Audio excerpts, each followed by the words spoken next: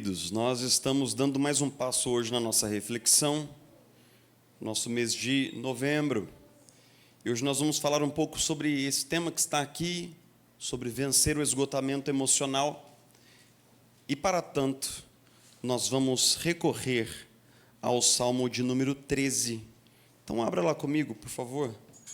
Salmo de número 13.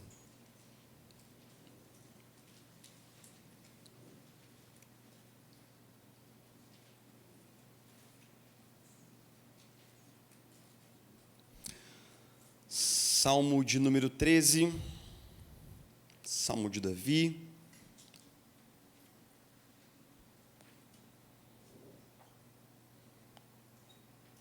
Nós lemos assim: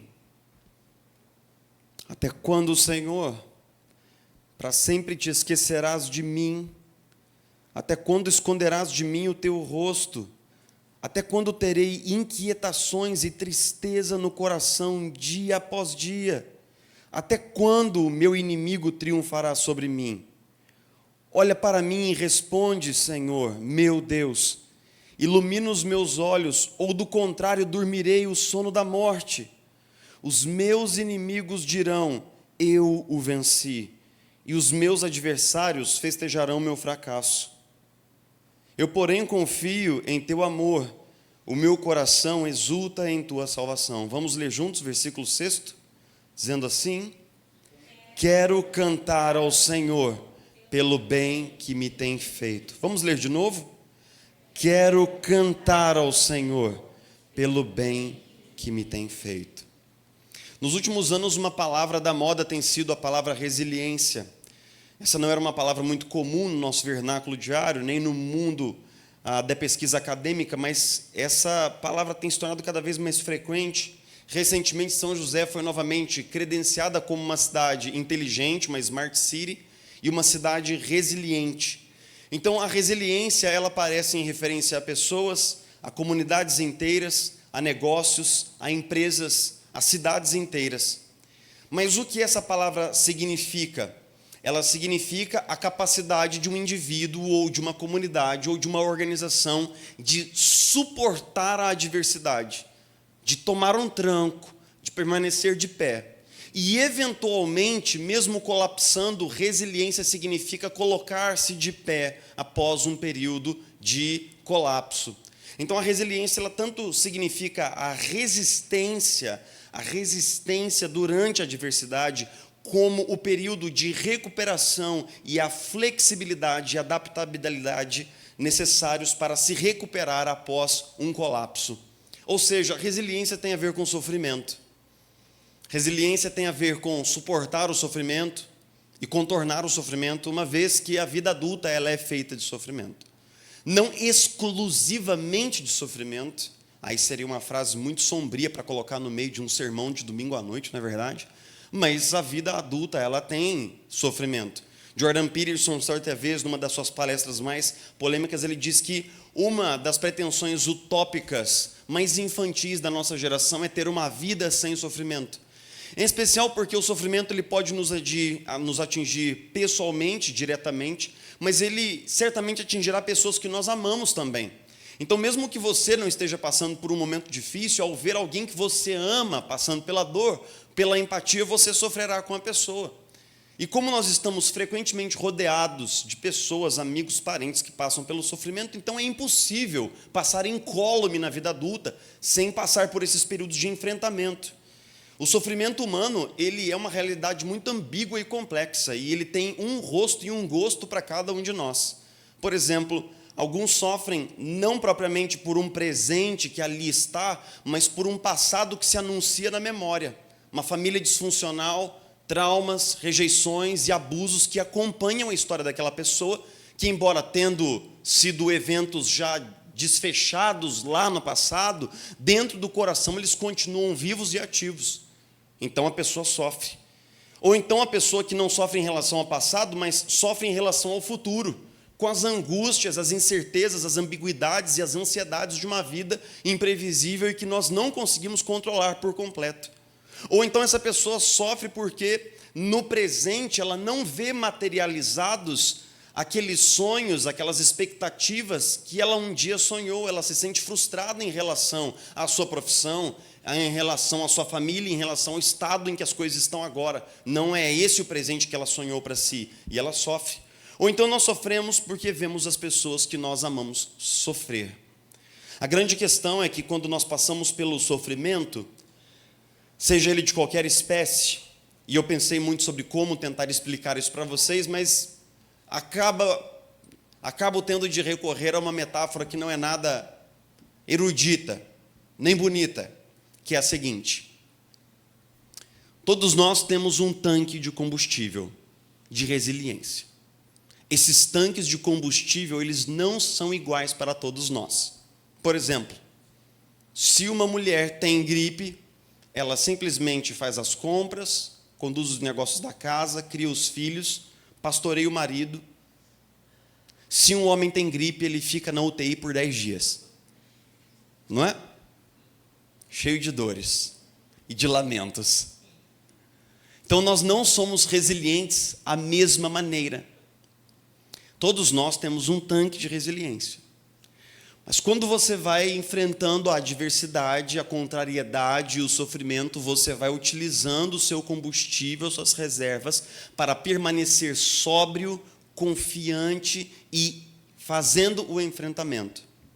Só que muitas vezes na vida adulta, duas variantes totalmente indesejáveis se cruzam e se fortalecem mutuamente, que é o sofrimento e o tempo. Você vai usando os seus recursos, você vai perseverando, você mantém a confiança em dia, você vai usando todos os seus recursos, mas à medida em que o tempo vai passando, esse tanque de combustível vai baixando, vai baixando, vai baixando. Às vezes ele baixa mais do que nós damos conta de repor esse combustível, e então nós vamos entrando num estado de exaustão emocional. Com que se parece uma pessoa que usou toda a sua resiliência e não tem mais?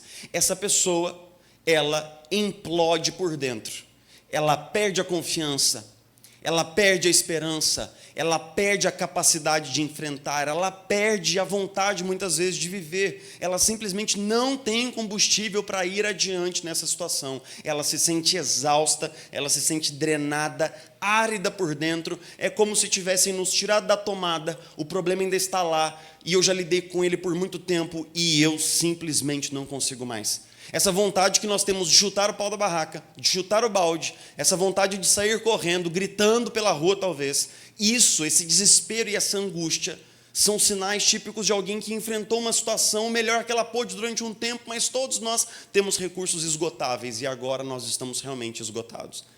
A exaustão emocional, ela muitas vezes vem acompanhada de efeitos depressores, muitas vezes ela abre a porta para outras patologias como uma depressão, como um momento de colapso emocional, como um momento de síndrome do pânico.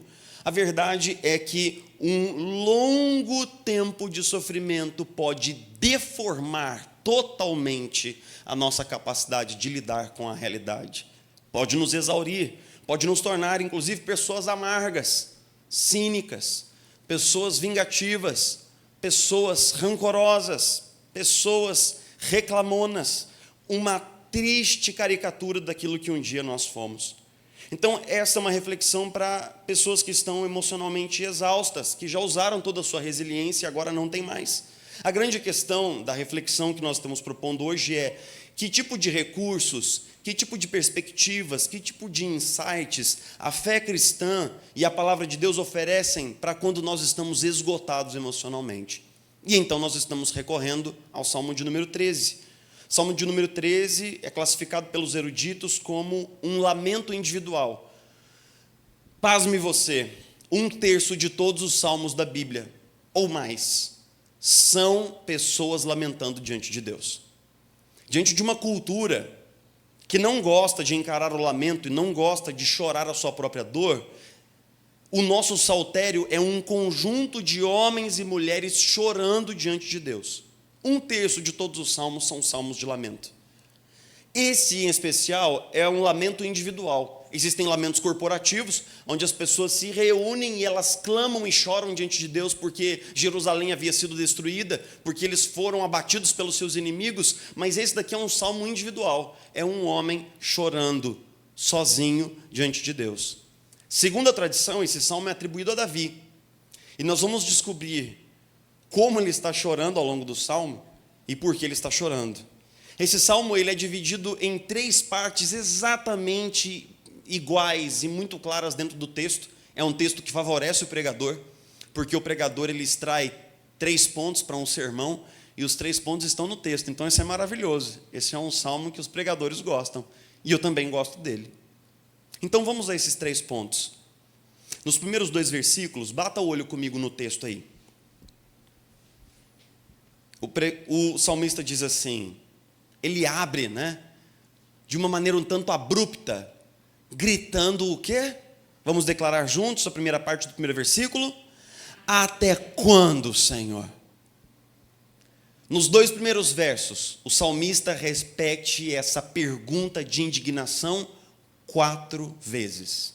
Até quando, Senhor? Até quando, Senhor? Até quando, Senhor? Até quando, Senhor? Fica claro pelo tom da abertura do salmo que ele não está contente, ele não está feliz, e ele está se apresentando diante de Deus, se sentindo completamente indignado e perplexo com a sua própria situação. Ele diz até quando, porque provavelmente muito tempo já havia passado, e ele já perdeu a esperança, e ele não começa mais a vislumbrar um futuro no qual ele suporte aquela situação, do tipo mais ou menos, Senhor, eu aguentei isso tempo demais, mas eu não aguento mais. Eu já suportei por tempo demais esse sofrimento, mas eu não consigo mais 24 horas desse jeito. É engraçado que esse texto é atribuído a Davi e nós conseguimos entender um pouco do sentimento do coração de Davi, porque ele era um jovem de 17 anos, quando um homem, um profeta, apareceu lá em Belém, no interior, e ele estava pastoreando ovelhas, e esse homem derramou óleo sobre a cabeça dele e o ungiu para ser o futuro rei de Israel, e o seu futuro parecia brilhante. E então ele mata Golias, ele se torna um herói nacional, e o seu futuro se parece mais brilhante ainda. Mas do dia para a noite, Saul contrai um ciúme patológico de Davi, uma inveja, e o rei começa a perseguir Davi, com todos os recursos, soldados, poder que ele tem.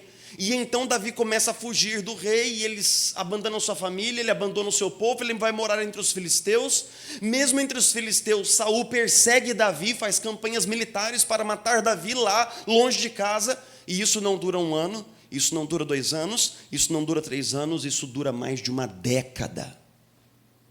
Por mais de uma década, Davi foi caçado, escorraçado, como um criminoso, por um homem poderoso e cruel. Provavelmente já no final dessa temporada de sofrimento, um dia numa caverna, Davi falou assim, eu não aguento mais. Eu não aguento mais. Eu não consigo viver mais um dia nessa situação, eu não consigo viver mais um dia escondido nessa caverna, não dá mais para mim, chega. E nesse dia Davi orou dizendo, até quando, Senhor? Até quando o meu inimigo triunfará sobre mim? Até quando, e aí o texto emerge uma questão poética, mas também teológica. Até quando esconderás de mim o teu rosto?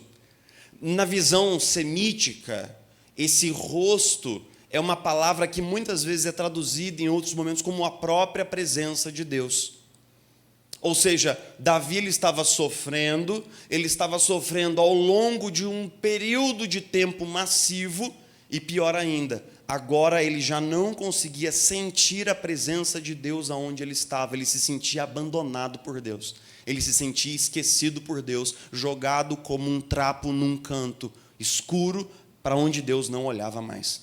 Todos esses sentimentos formaram uma mistura muito tóxica dentro de Davi, e ele então havia exaurido toda a sua resiliência, o seu combustível havia acabado. Ele foi usando o seu combustível ao longo dos anos, e é impressionante o estoque de combustível que Davi tem, porque mais de uma década, mas em algum momento ele já não tinha mais forças para lidar com aquela situação, e Davi então colapsa.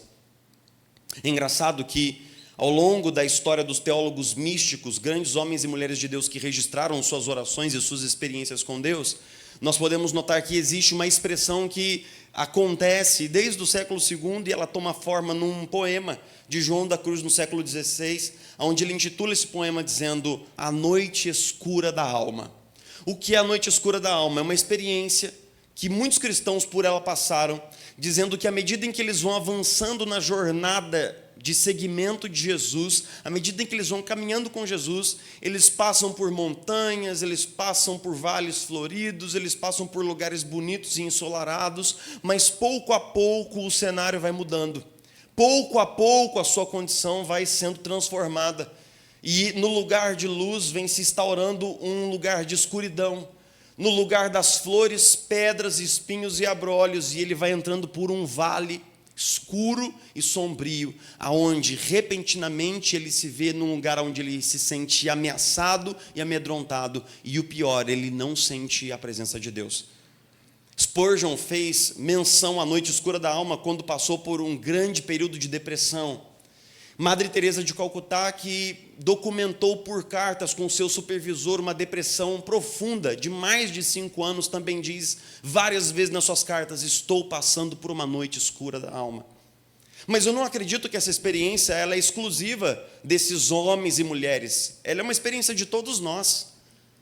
Algum dia nós vamos nos encontrar diante de cenários que nós não conseguimos lidar com eles. Cenários nos quais nós já exaurimos todos os nossos recursos emocionais e nós não temos resposta, nós oramos, nós não sentimos a presença de Deus, não sentimos conforto, nos sentimos abandonados pelo próprio Deus, nos sentimos como um trapo jogado num canto.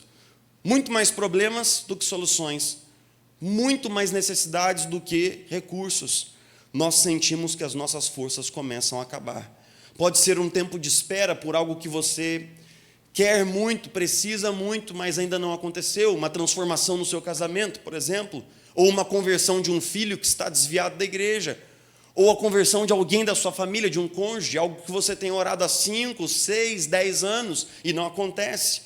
Pode ser um tempo de sofrimento, um tempo de incerteza, de ambiguidade. Pode ser uma descontinuidade, uma ruptura na sua carreira, na sua profissão. Pode ser um tempo de enfrentamento de doenças e de limitações que você antes não conhecia. Pode ser N coisas. Mas à medida em que isso vai sendo distribuído no tempo, nós vamos usando o nosso combustível, fatalmente haverá um lugar no qual o nosso motor começa a pifar. Eu compartilhei hoje de manhã uma coisa muito pessoal e eu me sinto à vontade para compartilhar novamente agora. Isabela e eu, nós oficiamos nosso relacionamento para as nossas famílias em julho de 2005. E nós namoramos à distância durante muitos anos. Quando, em 2010, a Isabela passou para o Rio de Janeiro, para fazer faculdade lá, então nós entendemos isso como uma direção de Deus para que nossa família pudesse ir para o Rio de Janeiro, para que a gente pudesse noivar, casar e pudesse dar prosseguimento na nossa vida. E eu comecei uma série de contatos no Rio de Janeiro para me transferir para lá, para que a gente ficasse mais junto. Eu via a Isabela um final de semana por mês. E aí, a possibilidade de ir para o Rio faria com que a gente convivesse pelo menos nos fins de semana, à medida em que ela terminava os estudos de medicina. E então eu fiz inúmeros contatos. Eu passei um dia inteiro com o Guilhermino na catedral, eu visitei a Gávea, eu visitei inúmeras igrejas na Baixada, bati em inúmeras portas, mandei meu currículo para N lugares, igrejas, pastores e líderes. E todo mundo falava assim: olha, nós temos uma vaga para você, o seu currículo é muito bom, nossa, isso vai ser muito legal, a gente vai trazer você para cá. Mas à medida em que o tempo passava, nenhum desses contatos se confirmava. Todas as portas foram se fechando, e uma porta ficou aberta em Niterói, porque um pastor havia dito assim: olha, a gente só não vai te trazer esse ano porque a gente não tem ainda espaço no orçamento, mas para 2013 já está tudo certo. Então, quando nós entramos em 2012, nós tínhamos uma coisa certa. Era um ano ainda inteiro de espera, mas isso era algo que dava para suportar. Quando chegou por volta de fevereiro ou março, ele me liga, fala assim: cara, a gente precisa conversar. Eu senti um calafrio na espinha, mas tudo bem, então nós precisamos conversar. E eu fui para Niterói. Ele chegou lá e falou assim: olha, tem um amigo meu, a gente se conhece há muitos anos, nós já trabalhamos juntos, ele estava nos Estados Unidos e ele está voltando. Então, assim, Ele vai passar na sua frente nesse processo. Então, aquilo que nós tínhamos, de certa forma, combinado, não vai ser possível. A última porta que eu vislumbrava fechou-se. E ali o meu tanque de resiliência secou. Eu me lembro de ir para Itamonte, sentar com a Isabela e dizer assim: meu amor, se alguma coisa não acontecer até o meio do ano, nós vamos ter que sentar para rever o nosso compromisso. Porque eu não consigo estar presente para você, eu não consigo estar presente na sua vida, apoiar você, você não consegue estar presente também para mim, nós estamos distantes um do outro. Nessa altura nós já estávamos juntos há 6 anos, 7 anos, alguma coisa por aí. Então, assim, nós precisamos avaliar, se Deus está fechando todas as portas, então o que isso significa para nós? O que isso indica para nós? Muitos anos depois, a Isabela diz assim que aquele evento não mudou em absolutamente nada o coração dela, porque ela é uma mulher que provavelmente o tanque de resiliência é muito maior do que o meu. Mas exatamente ali eu havia extenuado toda a minha capacidade de confiar, de crer e de esperar. Eu já não tinha mais combustível. Eu me lembro que naquelas semanas seguintes, eu era professor de filosofia numa escola do ensino médio.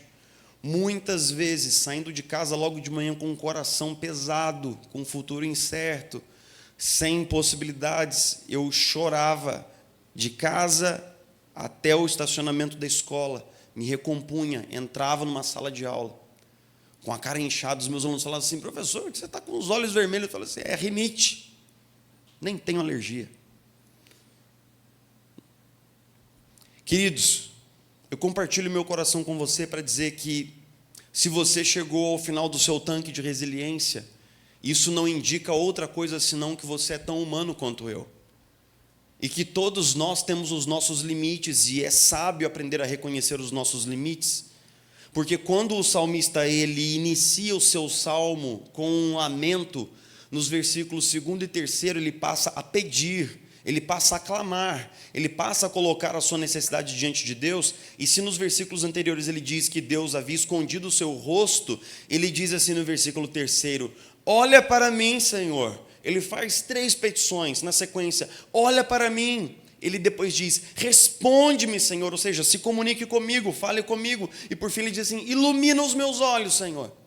Ele diz: olha para mim, responde às minhas orações, ilumina os meus olhos, ou seja, infunde graça, infunde força, me sustenta nessa hora. E é óbvio que o salmista ele tem em mente as suas necessidades prementes de socorro e de sentir-se abraçado e encampado por Deus durante o seu período de sofrimento. Ele sabe que ele precisa não apenas saber que Deus existe nessa hora, não apenas ter uma convicção teológica firmada na sua mente racional, ele precisa experimentar da presença de Deus ali. Ele precisa sentir que Deus está com ele pelo vale de sombra e de morte. E é por isso que ele pede. E esse é um ponto muito importante do Salmo. Porque quem pede ajuda está, antes de tudo, confessando que precisa de ajuda. E esses não somos nós no modo default. No nosso modo padrão, nós não recorremos à ajuda. Nós tentamos por nós mesmos. Nós usamos os nossos recursos, nós ativamos a nossa sabedoria, nós utilizamos aquilo que aprendemos e aquilo que acumulamos, nós tentamos com as nossas forças. Mas, eventualmente, existe uma pedagogia no sofrimento que diz: nós não daremos conta de tudo.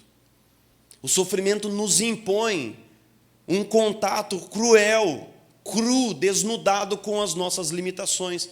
Porque você não consegue mudar o coração do seu cônjuge, consegue? Você não consegue alterar as escolhas dos seus filhos, consegue? Você não consegue, talvez, sequer esquecer, como prescreve a bula de autoajuda dos nossos dias, esquecer o passado. Nós não conseguimos, nós precisamos de ajuda. E os cristãos clamam porque eles sabem que quando eles chegam na consciência de pedir ajuda, aí sim a vida de oração começa a desabrochar, ela começa a florescer, ela começa a frutificar, porque quando nós estamos sofridos, nós nos tornamos mais conscientes de que de ajuda precisamos. Como pastor, eu compreendo que é papel da igreja oferecer ajuda, não tenho dúvida disso. Mas como pastor eu também sei que muitas pessoas não estão ainda conscientes de que precisam de ajuda. Nem todos nós estamos conscientes de que nós precisamos de um socorro divino. Nós sabemos talvez aqui, mas nós ainda não sabemos aqui.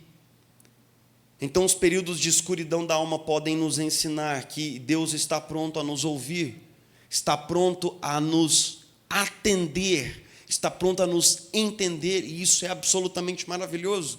Pense comigo, o Criador do universo está a postos para ouvir uma petição que é feita. Isso é uma das crenças mais surreais que nós cristãos sustentamos ao longo dos séculos. A ideia de que existe um Deus bom, santo, poderoso, a postos, pronto para ouvi-la. Então o salmista, ele lamenta, o salmista chora, ele se debulha em lágrimas, ele coloca toda a sua dor diante de Deus, depois ele pede ajuda, ele clama, ele ora, ele pede. E então como termina o salmo? Ora, ora, ora. Versículos 5º e 6º. Eu, porém, confio em teu amor. O meu coração exulta, se alegra, rejubila em sua salvação. Vamos ler o versículo 6º de novo, juntos? Ele diz assim: quero cantar ao Senhor pelo bem que tem me feito. Essa leitura poderia ter sido melhor, irmãos. Vamos? Quero cantar ao Senhor pelo bem que me tem feito. Pensemos por alguns instantes. O cara começou o salmo bradando com os punhos para os céus: até quando, Senhor, até quando? Chorando em posição fetal no chão. E ele termina o salmo dando pulos de alegria e dizendo assim: eu me alegro no Senhor, eu quero cantar ao Senhor. Você fala assim, é o mesmo cara? O que está acontecendo aqui nesse salmo? Como é que esse salmo que começa tão ácido, tão negativo, tão pesado, termina dessa maneira? Eu, porém, confio em teu amor. A palavra do hebraico traduzida aqui por amor é hesed, que quer dizer misericórdia, que quer dizer a compaixão de Deus. Eu confio na sua compaixão a meu respeito. Mas não é isso que ele havia dito antes. Senhor, o Senhor escondeu de mim o seu rosto. Agora ele diz que ele confia que Deus está presente e que as misericórdias de Deus estão vertidas sobre o salmista. Hesed é uma palavra da aliança, uma palavra teológica que tem um profundo peso, uma vastidão de significados no Antigo Testamento. Quando ele diz, quero cantar ao Senhor pelo bem que tem me feito, a palavra bem do hebraico, gamal, que quer dizer todos os benefícios que Deus tem acrescentado sobre mim. Ele sabe que ele é um filho da aliança, ele sabe que ele é alguém que está sob o olhar atento de Deus, e Deus tem lhe concedido muitos benefícios. Ele é capaz de ver que Deus tem sido bom para ele. Irmãos, quero cantar ao Senhor pelo bem que tem me feito. Ele consegue ver graça e presença de Deus aonde ele está. Se antes ele só via problema, se antes ele só via abandono, se antes ele só via coisa ruim, agora ele consegue falar assim, não, Deus tem sido bom comigo. Tem muitas coisas boas pelas quais eu posso agradecer a minha volta, tem muitas coisas boas acontecendo na minha vida agora. Meus irmãos, essa é uma mudança de perspectiva absolutamente chocante. Ele inicia o salmo de um jeito, ele termina de um outro jeito, totalmente diferente, parece não ser a mesma pessoa. Dá para entender, igreja?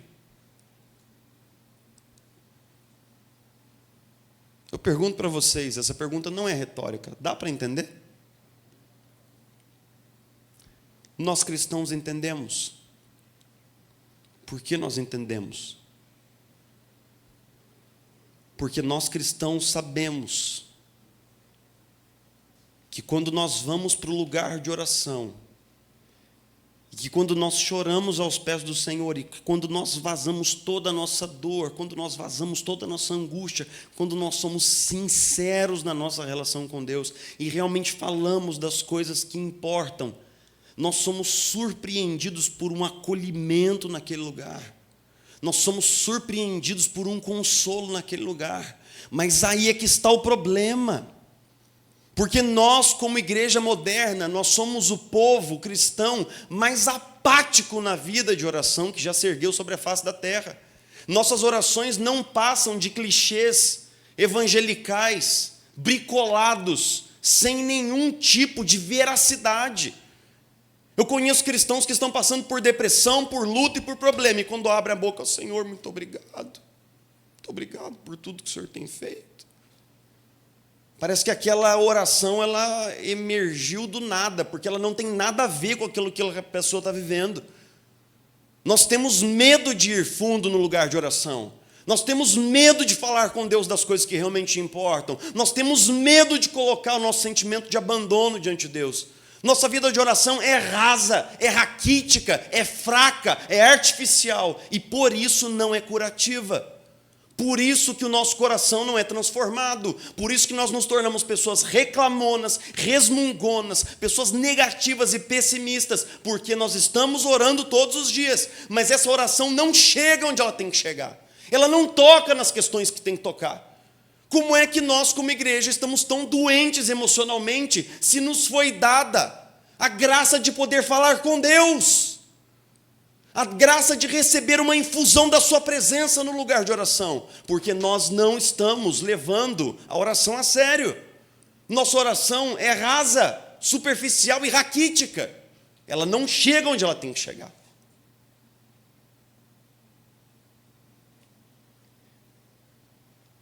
Quando Jesus fala sobre oração, ele fala assim: fecha a tua porta,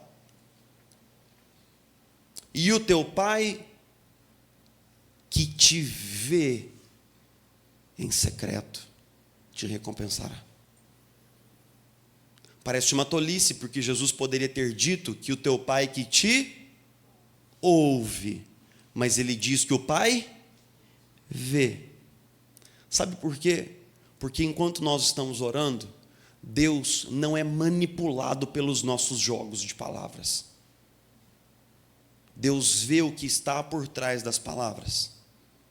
Se nós dizemos, Senhor, muito obrigado, mas o seu coração está machucado, ferido, sangrando, pode acreditar que Ele vê.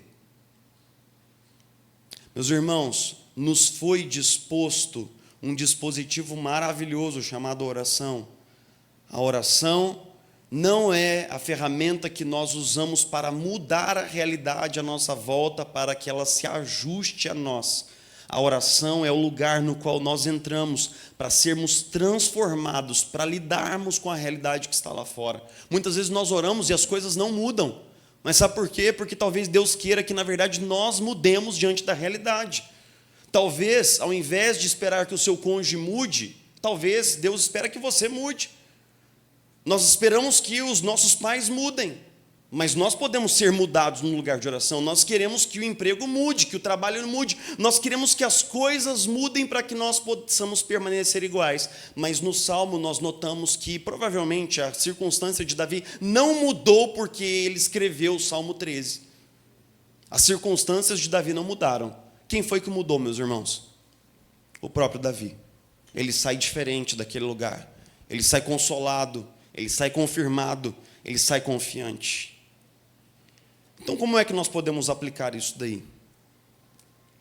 Separe tempo para se aventurar na oração.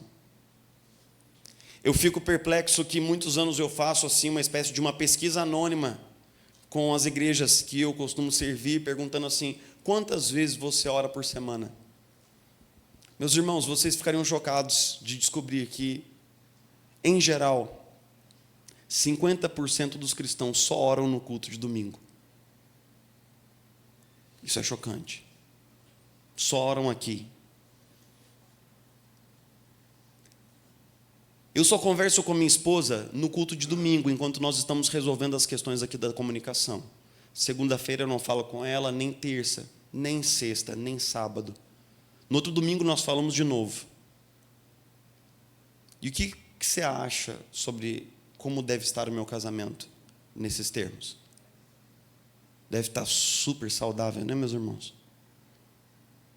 Nosso lar deve ser um lar de muita alegria. Nós nunca iremos a fundo na nossa relação com Deus se nós não aprofundarmos o tempo de oração, e tempo é especial para isso. Fale com Deus sobre as coisas que realmente importam. Fale com Deus sobre as coisas que te machucam, por que elas te machucam, como elas te machucam. Se você não quiser falar, pouco importa, porque Ele já sabe. Mas seria melhor que Ele ouvisse você falar, porque então seu coração seria vazado desses sentimentos, ele seria lavado e curado.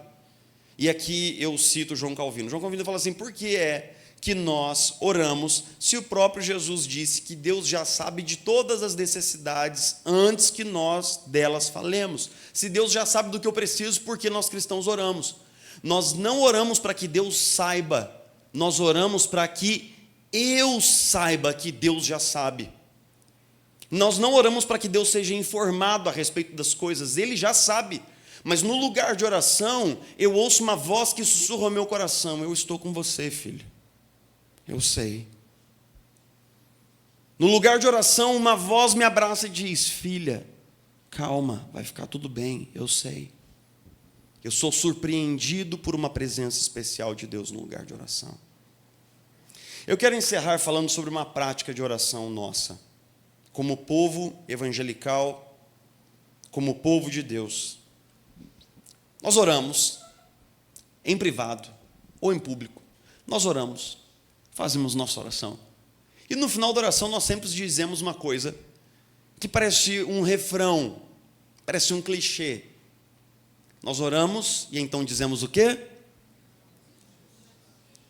Vocês sabem. Então vamos dizer juntos. 1, 2, 3 e... em nome de Jesus. Amém. Que assim seja. Por que é que nós oramos em nome de Jesus? Por que é que nós não chegamos no final de uma oração e escrevemos assim: sinceramente, abraços? Por que é que nós não finalizamos o momento de oração e dizemos atenciosamente: Jefferson? E a gente envia o e-mail.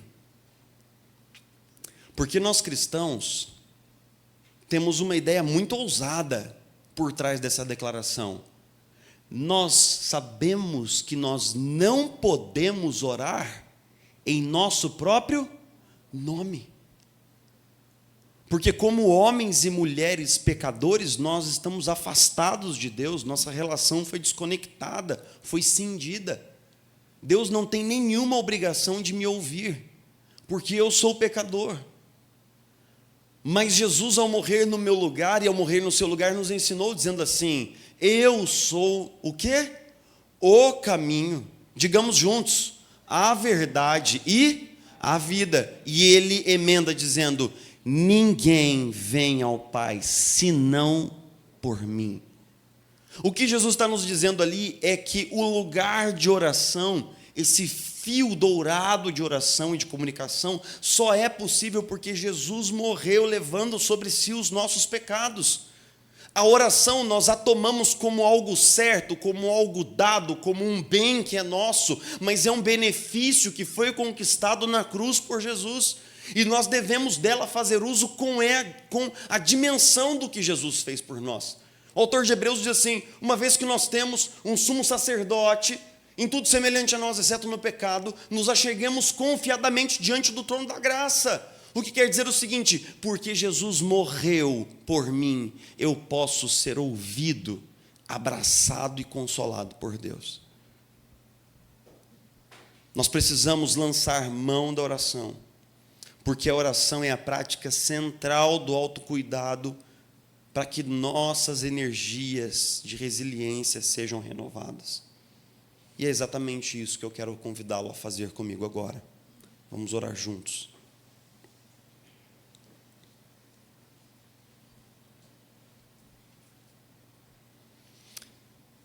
Jesus querido, nós estamos aqui mais uma vez e E cremos, Jesus, que é apropriado tomarmos as palavras do salmista junto às nossas, dizendo: até quando, Senhor? Até quando? Nós estamos cansados, Senhor, nós estamos exaustos. Nós estamos operando muito além dos nossos limites. Nós não aguentamos mais, Senhor. Oramos com o salmista pedindo: Senhor, olha para nós, olha para nós. Coloca os teus olhos sobre nós e nos abraça com a sua graça que consola, conforta e nos reanima. Senhor, esteja conosco na nossa dor. Seja o ombro amigo ao longo do vale de sombra e morte. Seja a presença confortadora e consoladora que nos ampara e que nos guia. Ó Jesus, esteja conosco, bom mestre, divino companheiro do caminho, esteja conosco. Nós colocamos diante do Senhor em petição as nossas necessidades, tornamo-las conhecidas diante do trono da graça, Senhor. Pedindo: Deus, nos socorre o nosso casamento, socorra a nossa família. Nós pedimos ajuda na nossa casa, nós pedimos ajuda, Senhor, no trabalho, nós pedimos sabedoria que não temos, recursos que não dispomos. Nós dispomos, Senhor Jesus, de tão pouco, são tão escassos os recursos que temos. Seja ao nosso lado, Senhor, nos ajuda, nos ampara. Sobretudo, Jesus, nos reanima.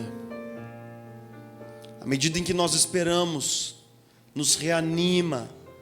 À medida em que o Senhor trabalha e nós cremos que o Senhor trabalha a nosso favor, é promessa da Tua palavra, nela cremos. Esta palavra professamos.